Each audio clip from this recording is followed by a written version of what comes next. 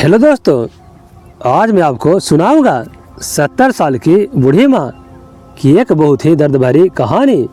दो जवान बेटे मर गए और 10 साल पहले उसका पति भी चल बसा। दौलत के नाम पर बची एक सिलाई मशीन और उस मशीन से वह 70 साल की बूढ़ी जिसका नाम पारो था, वह पारो गांव के कई लोगों के कपड़े सिलती रहती थी। बदले में कोई उसे चावल दे जाता तो कोई उसे आटा या फिर कोई तो उसे बना बनाया खाना भी दे जाता था। अब सिलाई करते समय उस बूढ़ी पारो की गर्दन डमरू की तरह हिलती रहती और उसके घर के आगे से गांव के सभी लोग आते जाते उसे राम राम कहना कभी नहीं भूलते थे। बूढ़ी पारो की एक आदत भी बहुत अच्छी थी कि वह फ्री में किसी से कुछ भी नहीं लेती थी और कभी उसके पास सिलाई का काम ना आता तो वह भूखी सो जाती थी। एक बार बूढ़ी पारो के दरवाजे पर कई बच्चे जोर जोर से शोर मचा रहे थे, लेकिन पारो उन्हें कुछ भी नहीं कह रही थी।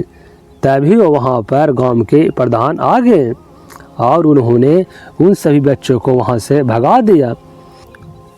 फिर वह अंदर बूढ़ी पारो के पास जाकर बोले कि दादी माँ, यह बच्चे यहाँ पर इतना उधम मचा रहे हैं और आप इनको डांटने के बजाय इन्हें देखकर मुस्कुरा रही है।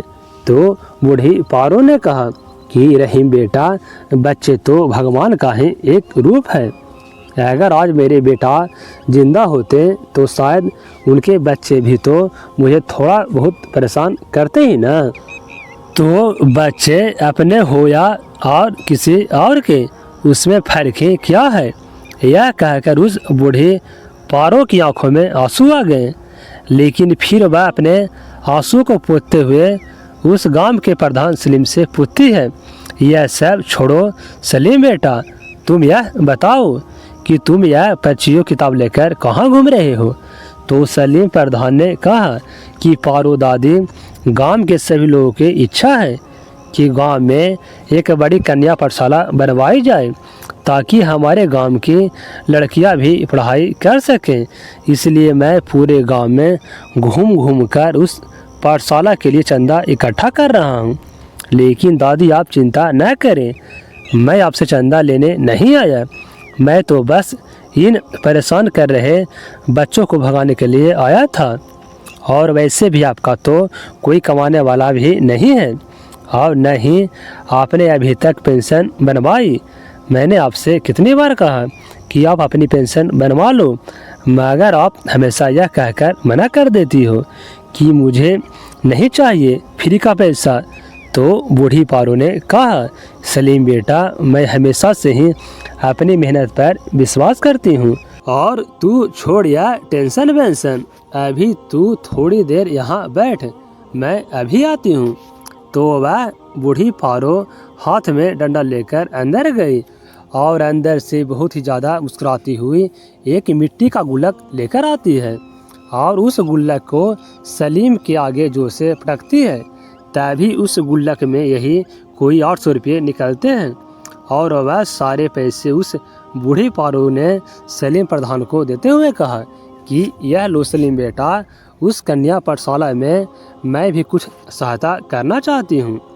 यह पैसे मैंने मरने से पहले गंगा स्नान के लिए अपने लिए जोड़ रही थी, लेकिन तू भी तो कन्या पाठशाला के लिए इतनी मेहनत कर रहा है, तो यह पैसे तू रख और एक दिन तेरा पाठशाला बनवाने का सपना ज़रूर पूरा होगा। मेरे लिए भी यह मेरे गंगा नहाने से बढ़कर होगा। अब सलीम की आंखों में भी आंसू आ गए। फिर वह उन पैसों को लेकर बाहर खिड़की से उस बूढ़ी 70 साल के पारो को देखकर अपनी नम आंखों से अपने उस अल्लाह से यह शिकायत करने लगा कि या अल्लाह, आपने इस बूढ़ी पारो को इतना दुख क्यों दिया, क्यों छीन लिया आपने इनके परिवार को। और इतना कुछ होने के बावजूद भी इस बूढ़ी दादी ने हिम्मत नहीं हारी। यह सब सोचता हुआ वह गांव का प्रधान सलीम वहां से चला गया। सच में दोस्तों, बूढ़े पारो के जीवन में कितनी कठिनाइयाँ आई, मगर अभी तक उसने एक बार भी हार नहीं मानी थी। और तो और उसका पति और दोनों बेटे भी मर गए, मगर फिर भी उसने उस ईश्वर से जरा भी शिकायत नहीं की।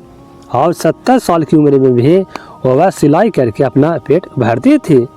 और अपने गंगा नहाने के 800 रुपये को भी उसने कन्या पाठशाला में देकर बड़ी महानता का काम किया, वरना उस ज़माने में तो शायद 1 रुपये की भी बड़ी कीमत होती होगी।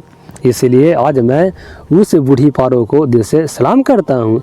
तो दोस्तों, अगर वीडियो अच्छा लगा है तो हमारे चैनल को ज़रूर सब्सक्राइब कर लें। तो मिलते हैं एक नई कहानी में।